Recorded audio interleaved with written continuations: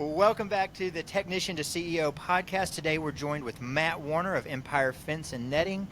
Matt has built one heck of a successful business. Today he told me recently they just hired their 74th employee. I would call him a small business success story. Matt, thanks for joining us today. I really appreciate it. Thank you for having me. I'm excited to. Hopefully we can help somebody else out, and somebody else can say, well, if that goofball guy can do it, anybody should be able to do it, right? I wouldn't. I'm not going to agree with all that, but yes, I follow where you're headed. So before we get into like where your business is today and some of the things that you do and where it's gotten to, I mean, it's an amazing place. Let's take a step back and let's talk about. I'm always so curious to hear, how did you get started in business? Like, why did you make that leap? What was going on? Kind of take me back to that. Well, I've always, I grew up on a farm. I was adopted in Nebraska by a farm family. My mom married a farmer.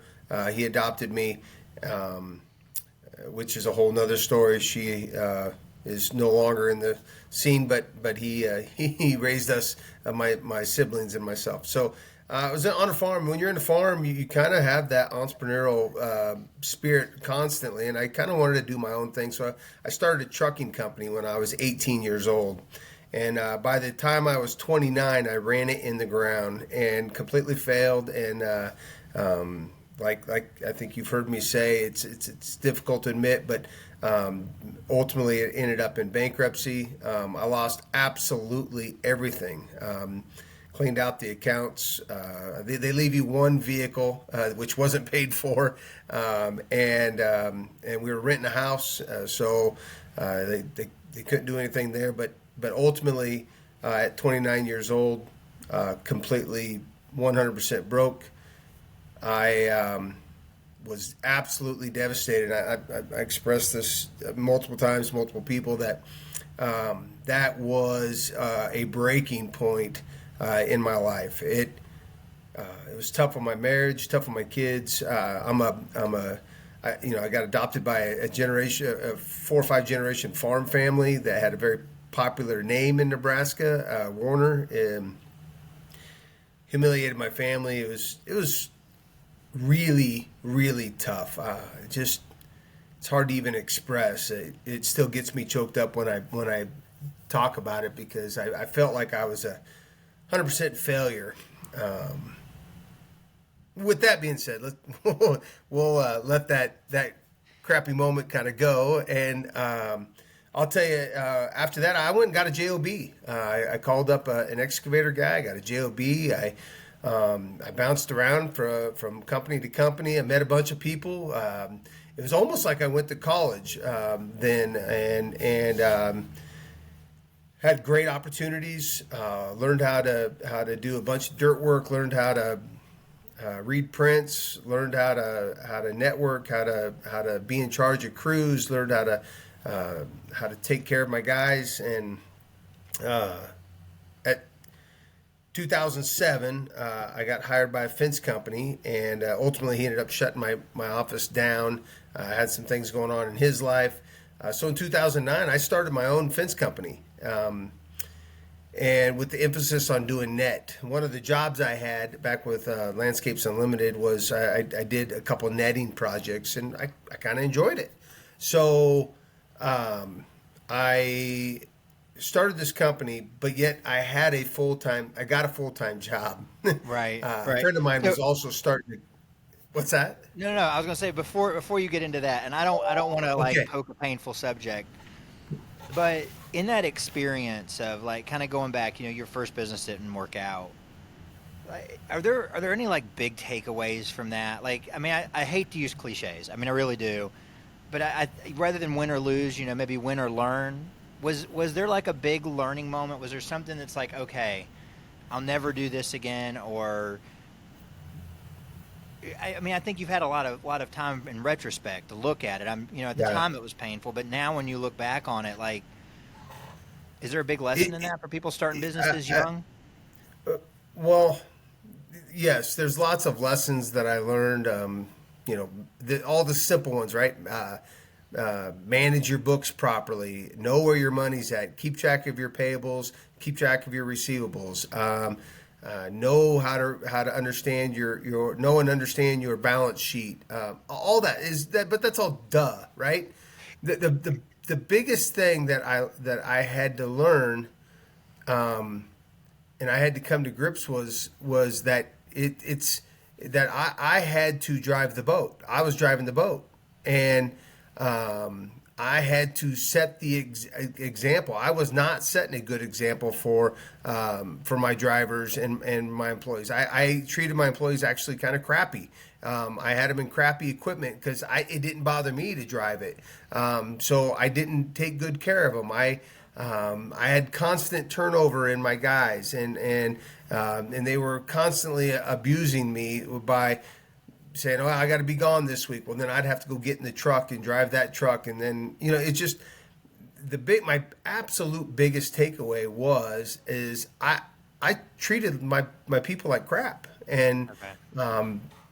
all the simple stuff of the books and all that, duh, right? Maybe, duh, but just because it's simple doesn't mean it's common or done or easy or something that people are fitting in. I mean, yeah, duh, know your numbers, but how many guys do you know? How many situations? How easy is it to get going in a working for yourself, starting something, and maybe not be doing those simple things, not be doing the basics. That could be, and by all means, this time around, I've implemented some systems for myself. For instance, I have a Friday report comes, so and we have actually several businesses now. We Empire is just one of them. We have Unlimited Sports Solutions, which is our retail arm. We have ESC, which is our fabrication, sandblasting, and painting arm. We have a software called mySalesman, which is doing wonderful in the industry. We have all these different businesses, but each bookkeeper for me now sends me a Friday report. That's something back when I did my first company, I was doing the books and I was out making the candle and burning it and trying to sell it, right? So I was literally trying to do everything because I never thought I could afford to actually hire somebody to do my books. So that which was a huge mistake, right? I tell lots of people if you're growing, the first thing you need to do is make sure you have a good bookkeeper. and empower them to watch over your numbers, empower them to understand your balance sheet, and then every Friday around 2:30, 3 o'clock in the afternoon, I get a report from my bookkeepers, and Sarah does the books for Empire, which we call that the golden goose around our family because.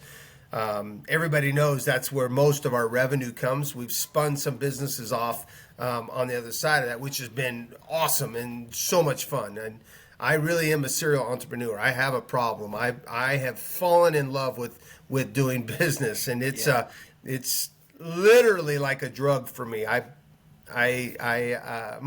Everybody, the big joke around our office is, what's Matt going to start next? So stay tuned, by the way. We are starting another one next year. Great. But with that being said, you're right. I guess I'm playing it off as a no-brainer because you would think that when you have a business, you need to understand your books, right? You would think that, I guess that's what I'm kind of meaning. I'm not trying to play light on it at all, but you're right. That Friday report, and then I go into work every single Saturday. Every Saturday I go into work, and I sit in my quiet office because most of our people aren't in on Saturdays in the office, and I dive into it. I do a deep dive, and I project where we're going, and I make sure we have cash flow, and I make sure that all the bills that are getting paid are the ones that I signed off on, and and I have some checks and balances now that I do, and that which is probably another time maybe we should get together and I could give a couple little teasers out there of, hey, this is what I've done and it has changed my life as far as forecasting and looking ahead and understanding where you're at. And you know what? I also was I'm a very confident person. I think most business owners are, but I believe that the first time I did my trucking business, I was almost arrogant. I don't need help. I can do this. You Yeah. know, there was a real. I just I just really sucked at running a business. Apparently, because I ran it right into the ground.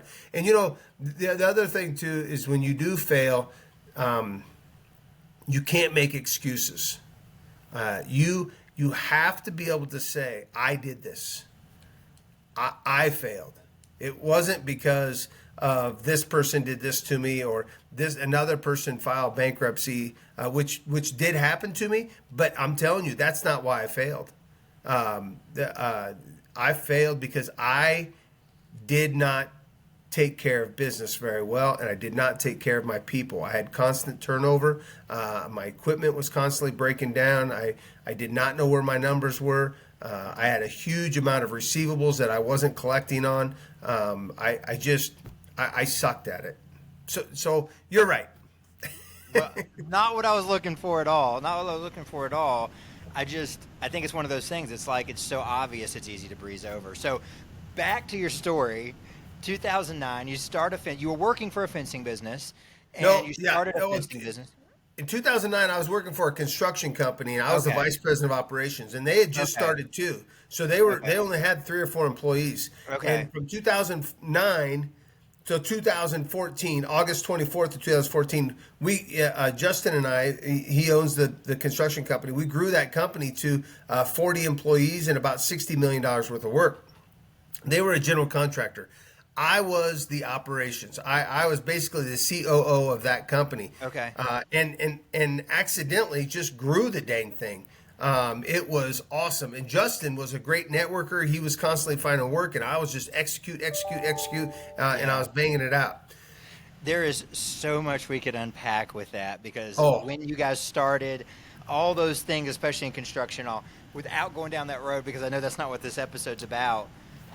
Why did you start a fencing business on the side? Like, what made you want to do that? well, I still had that entrepreneurial itch, but I was scared. I was completely scared of failing. So my plan A was to start my own business. Okay. My plan B was to just have a full time job that paid me really good, gave me a vehicle to drive, gave me all kinds of perks and benefits, and that was my plan B. And I thought, man, if I always have that plan B there, plan A will come in its time. Um, How and, did it and, work out and though? How did that work out? well, I'm telling you, what it was terrible because I had 4 or 5 guys that were working for me, and they're like, Matt, we need you with us, and I was too scared. I was scared to fail. I was literally teeter tottering back and forth, saying, if I do this, I'm going to let my family down. I'm going to be embarrassment.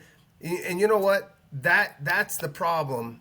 Is you cannot put so much focus on Plan B that you forget what your Plan A is. Yeah. And I tell people all the time, I like the way I started out. I liked it. I eased into it. There's a lot. I was talking to a guy. He's a firefighter, and he is starting to do staining and pressure washing on the side on his days off. I love that philosophy. But Yeah. I also told him that if you can't let go of your day job, you're never going to have the fruits of your labor. You'll always have just that side business, and that's fine. That's just not good enough for me. I wanted more. I wanted it to be. Right now, I've got family working in our business. I've got my closest friends working in the business. I've got class. When you walk into our building, it feels like a damn class reunion, a Waverly High School class reunion. Yeah. I got classmates everywhere. I love it. We're all Yeah. buddies. Yeah. You just hired all your friends. I surrounded myself. I'm able to surround myself with a whole bunch of men and women that I've always liked. Which, by the way, is another rule. Everybody says don't hire your friends and family. Push. Forget that. Hire your friends and family. Set really good expectations and make sure that they understand that every once in a while you're going to get in a conflict.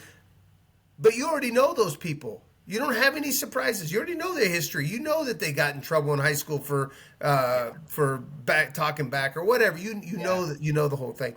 So in 2009, I started that business because I wanted to make a little bit extra money and I wanted to see if I could do it. I was testing the waters. I'm very, very fortunate, and it was a rough day because I had a great salary and everything. But on August 24th of 2014, I went all in. Justin and I were agreeing on things. We had words, and by the way, him and I are still great friends to this day. We just I had a vision and he had a vision, and I wanted to do my vision. He wanted to do his vision. Well, he's the boss, Yeah. and I said, you know what? I don't want that anymore. Yeah. I want to implement my vision. So I used some choice words and told him to leave me alone. I'm out. And I'll never forget that next day I was on a plane ride with Jamie. I looked out the window and I went, uh-oh. Now it's either put up or shut up. Yeah. Now I have to be accountable for my own actions. And Yeah. I think I know it all because I was telling Justin I was being this mouthy, I can do this, blah, blah, blah. Now, can you really do it? Yeah. And I don't know. On Monday, we hired team member 73 and team member 74, and we are rocking and rolling. How important was that moment in your business? But if I would have stayed with Plan B, we would have 5 to 10 people probably doing $1.5 million a year. That's it, and which is fine. That's a great business model. That's just not what I wanted. Now we own our own building. You know, a couple years ago, I built a $3 million building, and I made 2 of the people that have been with me from the beginning partners in it. I gave them generational wealth, which they, by the way, I didn't give them anything. They earned it. They worked really hard for me, and dealing with me is probably a lot. I'm a little high strung and a little wound up, and so they earned every penny of it. But now we own some commercial property north of Waverly. We just bought a $2 million sandblasting and painting business that we're going to add to what we do, and all these things that the good Lord, all these opportunities He's put in front of us, we're able to seize them, and that's something that I tell entrepreneurs all the time. Don't miss the opportunities. Don't be foolish, but don't. That's all I've done is I capitalize on opportunities. When I see an opportunity, I pounce it, and I figure out a way to make it happen. I just said that we bought the sandblasting and painting business. I had a feeling this guy wanted to retire and get out of it, and I pounced on it. And it took me 2 years to put the deal together and to figure it out. Now we own it, and it's growing like crazy, and it's awesome. But seizing those opportunities is a big deal if you truly want to be an entrepreneur. So, I guess you told me that you actually were glad that you started your business the way you did. You did it as a side hustle. Yeah. Which I think does. I think there's definitely a. Oh, are you still there, Matt? Yeah. Okay, we lost your video. It still should be recording. Man, that threw me off. So you started your business as a side hustle, and you said you recommended that. If you could give advice, I mean, I know you felt like you kind of did yours. You just kind of got to a moment and you went all in. What advice would you give to someone who's doing this on the side, who has their side gig? When is it time to go all in? When is it time to? And you told me before the call. When is it time to burn the ships? How do you know? That's the $1 million question. It really is. For me, it was more recognizing that my team at Empire needed me really bad, and I knew that I knew that we were doing good financially. We had some things paid for. We even had some money in the bank. I'll be honest with you. I did not take a check from Empire until January of 2015. I lived off of our savings. I did the 50/30/20 rule, and we put money away, and we saved it. And I had a relationship with my banker. I had a relationship with a great attorney. I had a great relationship with a great accounting service. I've had the same banker, accounting, and attorney and insurance company since 2009. I never changed. I had all that. I had everything implemented and in place. The only thing it was missing was Yeah. me. And by all means, I'm not saying that I'm the reason why it grew, but it needed me to fuel the fire. And those guys hold the irons. And by the way, I think that's key. If once you start to grow and you want to take that leap, you've got to make sure that you hand the different irons off and you just burn the fire. Because if you have too many irons in the fire that you're trying to hold, you're going to fail miserably. So you've got to be the fire. Stoke the fire and be the fire.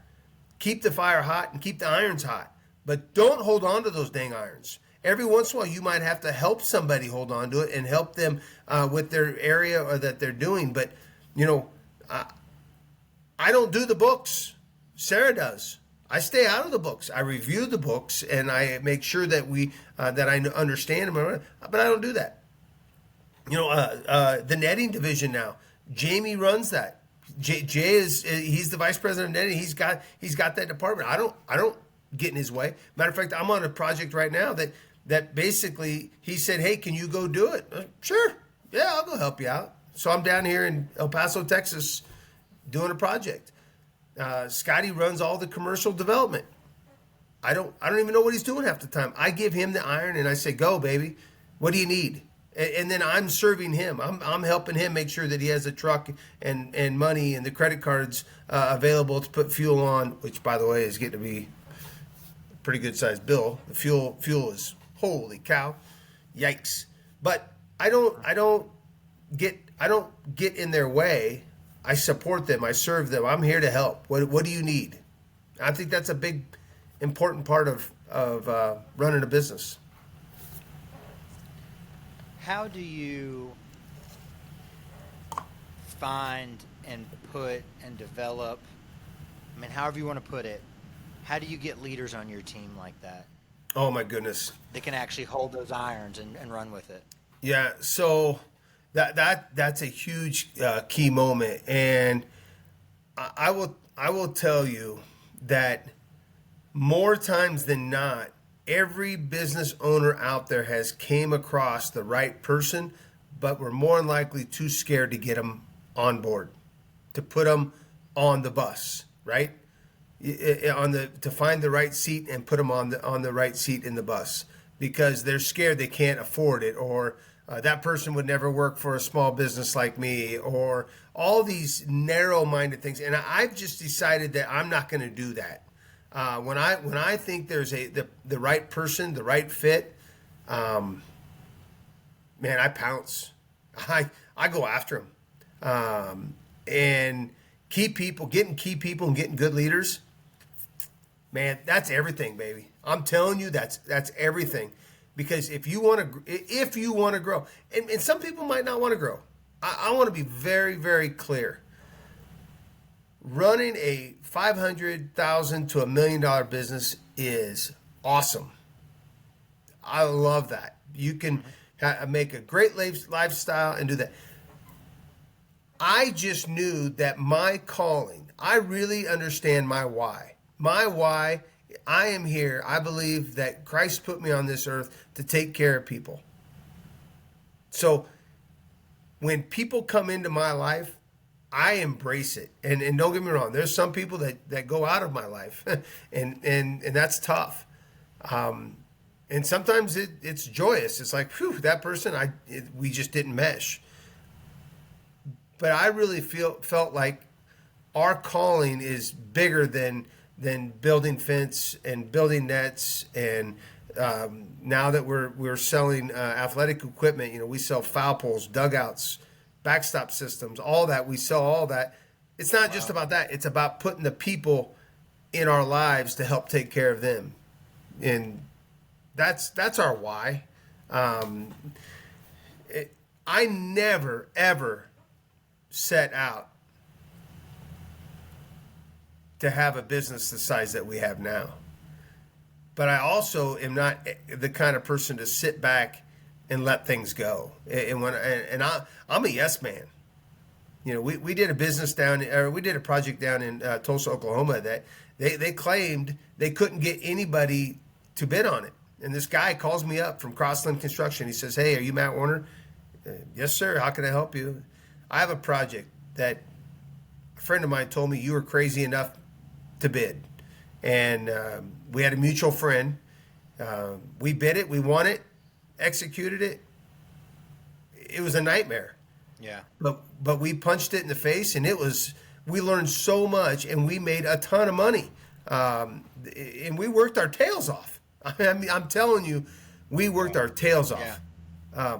But we made a ton of money, and I was able to build a building from that. I took all that profit, 100% of that profit, and we built a building.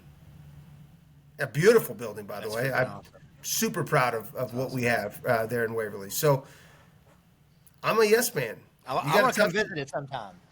Come on. Yeah, I'll come visit it sometime. You're talking about some awesome steaks in Nebraska, man. I'm in. I will tell you that we have the best beef. My dad raises his own beef. We have the best beef in the country. I put it against anybody. I'm very proud of our family farm. Man, I'm so in for that. Sorry for the sidetrack. Matt, I am so with you though. Like, there is no need to say, I mean, like, yes, having a $500,000, $1 million business, that is wonderful, that is awesome. There's nothing like growing a bigger business is not I don't see that as a selfish endeavor. Those businesses that grow bigger, that are still small business culture, that's what powers America. It really is our economy. It's not just the backbone, it is the economy. Those are the jobs that fuel the country that we live in. And if you don't pick up the torch when you have the ability and the opportunity, who will? Who else is going to provide those jobs? So, I mean, I'm with you, man. I'm fired up. Yeah, Like, I get you. I got you. I love it. It didn't even dawn on me until the other day. I was up at the high school at a soccer game, and I ran into a friend of mine, and he said, "Hey, man, you guys are really growing." I said, "Oh my goodness, I know. Can you believe it? We, got 70 some employees." And he goes, "How many?" I go, 70. And he goes, "Do you know you're the largest employer in Waverly?" And I kind of scratched my head, and I was like, well, maybe, but that was never our dream. Wow. That it just happened to happen. Right. It just happened, and I'll tell you, we have very little turnover even, because we have good culture, and we take care of each other, and I'm bound and determined to keep our company to the point where men and women get in a fight and are okay with it, because at the end of the day they settle it and they move on. Because I tell people all the time, if you're too scared or you don't want to argue with somebody, then that means you don't care. I've studied divorce. I come from a long line of divorcees. And every time one of my parents was going to get a divorce, I could tell, because they quit arguing. I mean, that's scientific fact, because I saw it happen. When you stop arguing and you stop standing up for what you believe in, that means you don't care anymore. So I tell our people all the time, don't be afraid to get in a fight. Don't be afraid. Now, be civil about it, and don't walk away from it. But come to an agreement at the end of the day. Doggone it. Care about each other enough to say, no, that's not going to work. I don't like what you're doing. I want to do this. I want to implement this, and then be willing to compromise a little bit. It's the relationship at work is not that much different than your relationship with your spouse. Now, I'm going to tell you, I couldn't imagine being married to me. I have to be a royal pain in the ass. I have to be. But I will tell you, my wife, she loves me enough to tell me when I'm being an idiot.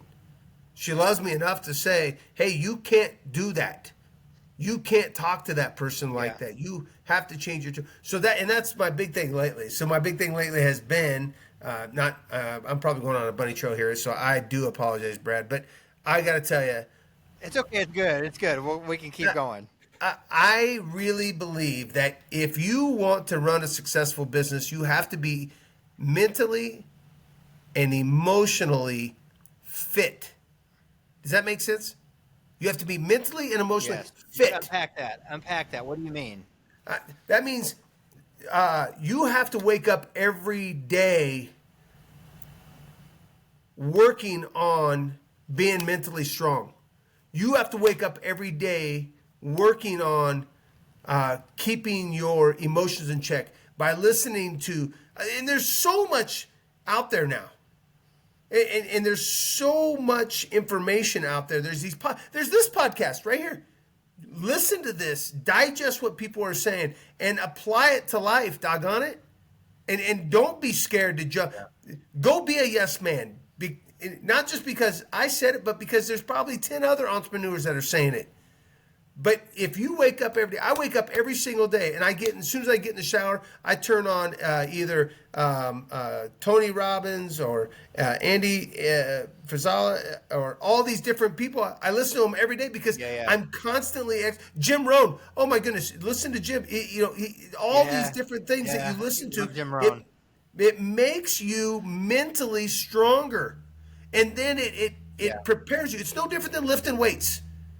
And I tell people all the time, if you're not practicing being mentally and physically, or I'm sorry, mentally and emotionally stronger, you're gonna fail.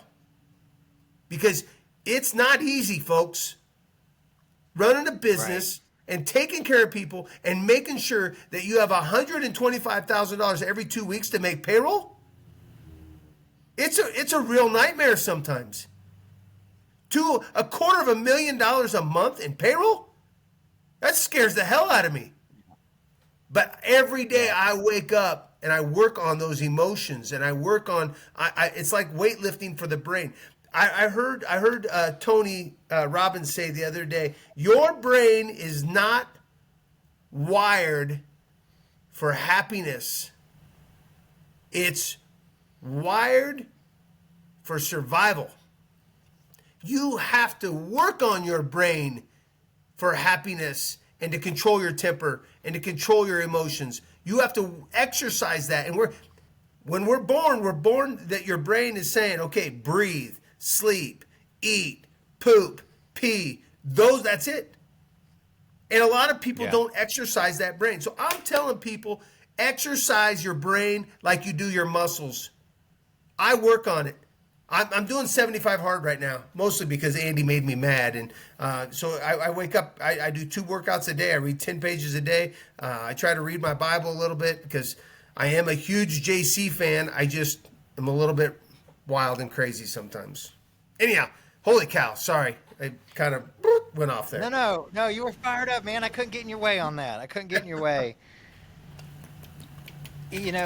Other than just the day to day being hard, are there some moments in that journey as your business has grown and expanded where you hit some like major challenges that you had to like figure out? I mean, is there any that kind of stick out in your mind that maybe you could share and kind of Yeah, how you worked your way through them? yeah. Even just like one or two. The very first one that always comes to mind is the first time I landed a job that it was a commercial job, and I needed $30,000 to buy material. I didn't have it. I was flat broke, and I went to U.S. Bank, and I went to Wells Fargo, and I went to all these big name banks, and just got the door slammed in my face. Mind you, I also was working a full-time job, so I was trying to do it while I was still honoring my full-time commitment of my job and meeting with these bankers and trying to get just a simple $30,000. And ultimately, I was at a bar having a drink and talking to a friend of mine. And he said, "Hey, have you ever talked to Andy over at Elmwood Bank, a little tiny bank, little farm community Yeah. bank?" And I Yeah. said, "No, they'll never." never work with me. I've got terrible credit. I've already tried everything. And a friend of mine encouraged me. Matter of fact, it was Jeff Cordes. He said, "Hey, you should go talk to him. Go over there." So I did. I walked in there. Get this. I told them my story. I told them what I wanted to do. I showed them my contract, and they said, "Great, sign here, here, and here." And I was like, "Well, wait a minute. Aren't you going to do a credit check?" They said, "No, Matt. We love your story. You here. We trust you." And they loaned me $30,000. I asked them years later. I said, "What the Wow. heck were you thinking?" And now our operating Yeah. our operating money is now around $1 million a year just for our operating, and we borrow lots more than that just for equipment and stuff. So it's definitely paid off for them to take a chance on me. But they also told me that they could tell how prepared I was and how scared I was to fail, and they knew that I would pay that money back. They just knew it, and I think that's something too. You have to go be transparent. I go talk to a banker. Be transparent. Tell them you're scared. Tell them the story. The second one that comes to mind was 2017 when we went from about 1.5 million to 3 million in one year. And I tell people all the time that that's a lot of growth. And we didn't have enough people. And I was really Yeah. burning everybody out. I was really pushing everybody way too hard. I had people, my guys were mad at me. I'm a workaholic. So for me, it's not that hard for me to work 16 hours in a day. I just, it's not, it's Do not it. out of the norm. Um, but what I quickly found out was I drove everybody into the ground, and I was crabby, and I was not being a good mentor, and I wasn't being strong. And I had a good friend of mine pull me off to the side, and I believe God puts people in your life at the perfect time. And he just said, "Matt, you need to get a grip on yourself. You're killing your guys, and they love you, so they're going with you, but you're killing them. You're driving them into the ground." And I had to have an aha moment, and I had to quickly get some people hired and basically make a commitment that I did. That year we didn't make any money. I put every penny that we made back into getting better equipment, more people, paying people better, and it was really tough. That 1.5 million to 3 was scary. Man, I thought we were going to lose it. I really did. On top of doing that, I had in the spring of 18, I had a company that got fired and stuck me with $86,000. Didn't pay an $86,000 bill. So I went through 17 struggling, and then 18 that piled on, and I'm like, wait a minute, Wow. where's this 80 some thousand? I literally was in my truck driving from Omaha back to Lincoln, and I'm like, all right, Lord, if you want me to shut this thing down, just put the damn sign on the billboard. Just put it on the billboard, and I'll shut it down. I'm not Yeah. I'm Yeah. not in love with this thing. I love what I do and I love the people I'm with, but I wasn't chasing the money. And I'm telling you, I had to really gather my thoughts. Now here's the crazy thing. About a month later, we landed a job that we had bid a year before that we were a little bit nervous to do, so we put some extra cushion on it. We got the job, we Yeah. executed the job, and they paid us early. And I put almost all of that $80,000 back in the bank that we missed. Wow. Um, and Wow. that company still hasn't, to this day. We have a lien on their property. They still haven't paid us, and we went to court and did all that Yeah. crap. But what I'm saying too Yeah. is if you're gonna be, and I'm gonna make sure I get this message out that I'm a huge believer in Christ, and that everything that happens for reasons. And I tell my people all the time, and all of our people in our company know that we are a Christ-driven company, and we have Democrats, we have Republicans, we have conservatives, we have liberals, we have atheists, we have all of them in our family, and that's okay. They know where I stand. I respect them. They respect me. I tell people all the time, you want to be really successful? believe in something bigger than yourself and understand your why. That's the most important thing I can tell you is believe. I choose to believe in the power of Christ. I believe that Christ is watching over us and takes care of me, and I still don't know why he went to the cross for my sins. But I will tell you this: I am committed to give him all the glory. Amen. Well, I appreciate you sharing that, man. That was super heartfelt. So I don't want to take too much of your time. Trying to think the last couple things that I'd like to cover. Uh, what and you can say that I don't know if you want to talk about this or not. So you can just say I don't want to talk about it. It's cool either way. What role did having a group and masterminding play in the growth of your business or in your success? Say it one more time. So, we talked about that you're a part of a group of guys in your industry and you guys Yeah, work together to grow. You have a yeah, mastermind type thing going on. yeah. What role did that play in your business growth? I mean, if you want to talk about it, if you don't, we can just cut it out. Either way, totally up So to you. no, no, no, no. It's good. I do belong. I belong to several groups. I mean, the AFA is awesome and it's good.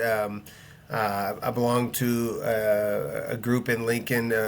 It's called LIBA. It's a small business group that represents small business. But there is one special group that I belong to that is it's kind of a hush hush group. We don't brag about it. We are a real nonprofit. We formed our own company, and it's a group of about 40 to 50 business owners, and they have been an awesome mentor to me, and I give them a lot of credit.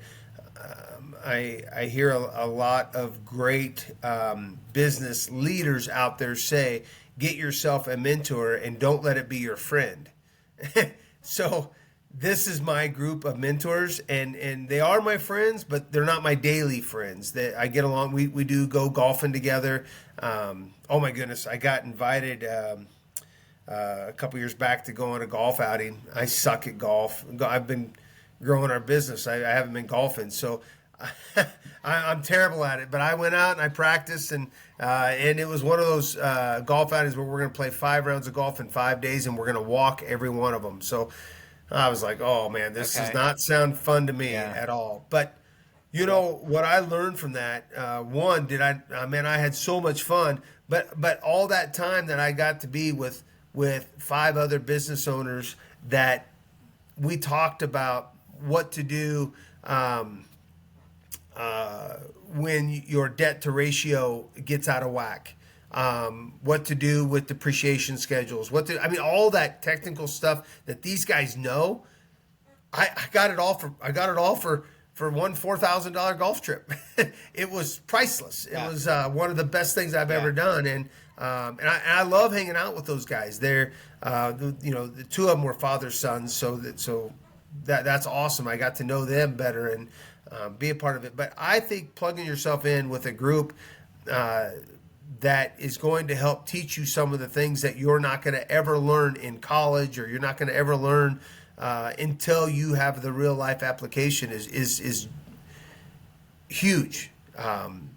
But also having a friend to call, just picking up the phone and saying, "Man, I am struggling with turnover at this level," right? So, every business has these different level of people. Well, our top level people, our office people, our managers, no turnover there. Same group of people I've had since I started the dang thing. We've just been adding. No one's left us. The middle people are superintendents running jobs. Hardly any turnover there. But the layer of the people, the entry people, the people that are learning the trade and learning the skill, man, we used to have a ton of turnover there until we started our own mentoring program. But I stole that idea from a friend of mine.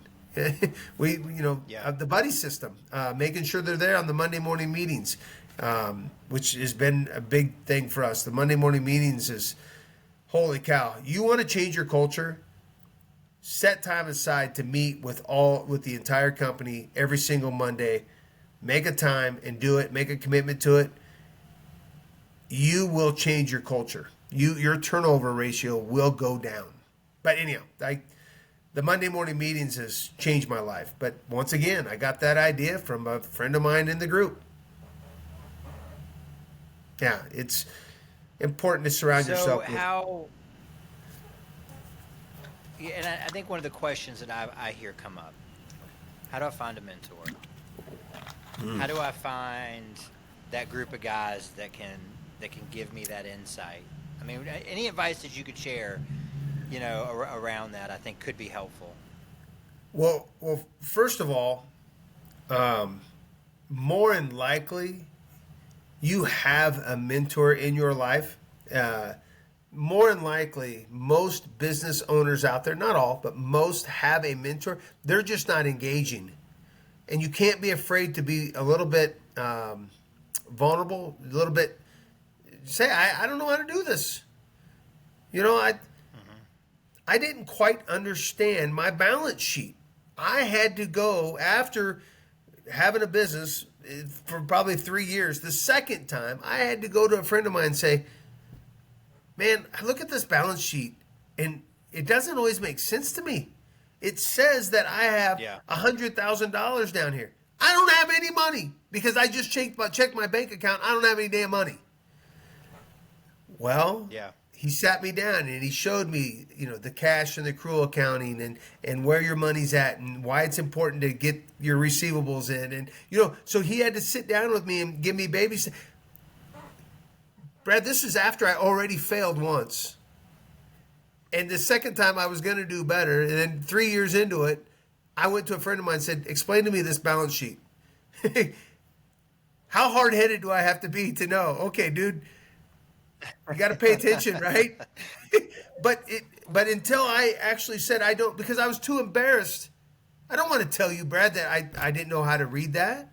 That's not good feelings. But you know what? Put that crap aside. Yeah. Suck it Yeah. up. If you don't know, ask. And the second thing is always be looking to network.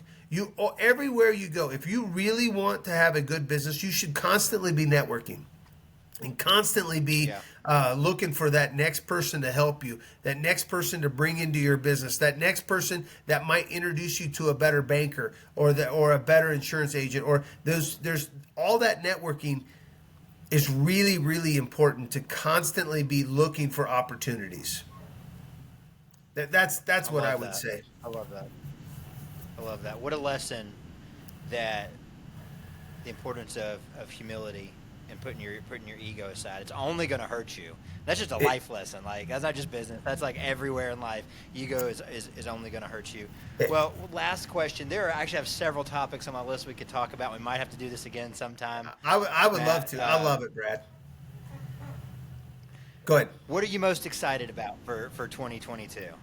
Last question. Uh, you know, 2022 is it's a tough year, right? The whole um, uh, whole world is just in a little bit of a oh my.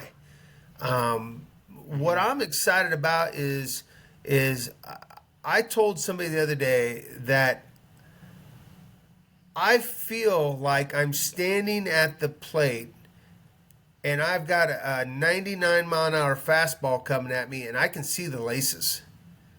Now I don't know if that makes Hmm. complete sense to you. We do a lot of our I'm work in not a business. baseball player, but I'm trying to visualize here. Yeah.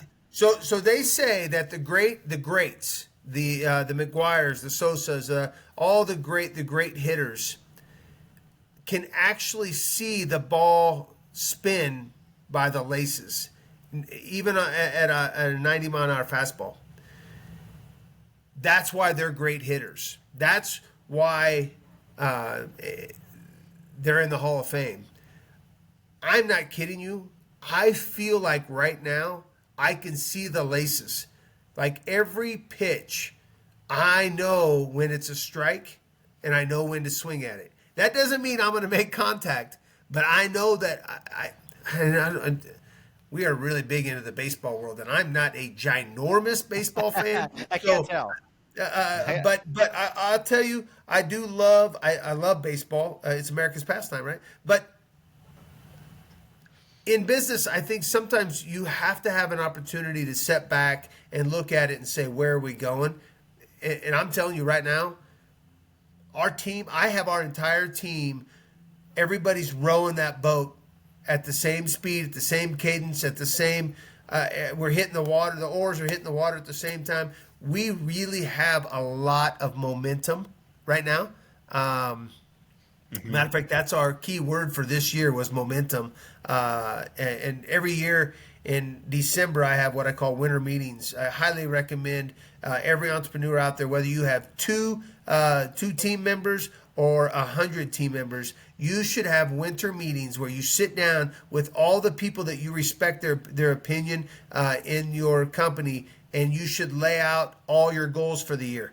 It's going to feel like a complete waste of time, but that's how we got better. Was we have winter meetings, and it's 2 days. I actually know now it's 3 days because we've gotten so big. It's 3 days of 7 o'clock in the morning. We eat breakfast together, we eat lunch together, we eat dinner together. We're locked in. I have agendas. We have agendas that we go through. Lock it in. I'm telling you right now, our momentum is incredible, and I feel like I can see every pitch, and I know what it is, and I know when to swing at it, and I actually know when not to. I just passed on an opportunity, and man, am I glad I did. I sat back and I was Yeah. like, "Holy cow, I nailed it!" That one there, I let go, and it was a complete debacle. It was a mess. I'm glad we didn't tie up all of our resources to go do that project. But also, there's another opportunity coming that we're going to seize, and we're going after it, and we got our best foot forward. So that's what I'm excited about this year. I'm also excited that I've gotten to a point where I get these opportunities to meet with, in the last year, I think I've done 10 of these podcasts, and I really at first was like, why does anybody want to hear my story? And I don't know who's listening or who it'll affect. But every once in a while, I'm going to places and I'm telling my story, and people are giving me feedback of, oh my gosh, that inspired me to be better, or to take better care of my people, or hey, by the way, I got a friend of mine. He called me the other day. He's like, hey, I just implemented your Friday afternoon. I have my accountant now doing the same report that you do. And Saturdays I go to work every Cool. Saturday. I'm like, holy cow! I had an idea that actually somebody used that. I'm helping make somebody better. Woo! That's awesome, right? So all Yeah, that for that's so me cool. is getting to be more fun, right? Because I'm understanding now that, and I don't want to brag. I'm not bragging. I'm not boasting nothing because, like I said, our E, we put a crown above the E. That's Christ's crown, because every time we see the E, that doesn't mean I'm the king. It's His empire and He's the king. That's how we wear it. But all these opportunities have come because we've had a lot of blessings, and I'm just excited. Excited to do this with you, Brad. I did one last week with a guy I've never met before, and I hope that somebody can hear it and say, "Doggone it, that's awesome." How's Well, that? I enjoyed it, Matt. I really enjoyed it, and I appreciate it. This has been a fun episode. You really brought a lot of energy.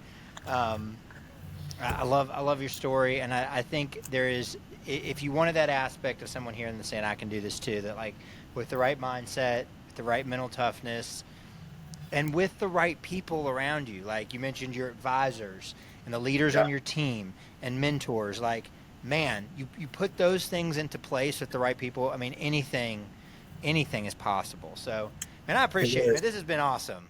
Thank you so Thanks, much, Matt. Brad. I love it. Thank you for having letting me do this. And I'm not kidding you. If we want to do it again, or if somebody says, hey, Matt talked about something, let's talk about it some more. Let's do a deep dive into one of those things, because And by the way, a lot of these ideas aren't mine. I stole them from other people, but they let me. They said use it. So it's. I don't know if there is an original idea. Is there? I Not don't really. think so. I don't think so. There's nothing new under the sun. That's a biblical That's right. pillar. But we live in an age where we have an opportunity to share things, and sharing knowledge, sharing information. It's so powerful, and that's what's cool about this kind of thing and these kind of conduits. Well, thanks again, Matt. Well, guys, that's the end of this episode, and we'll catch you next time on Technician to CEO.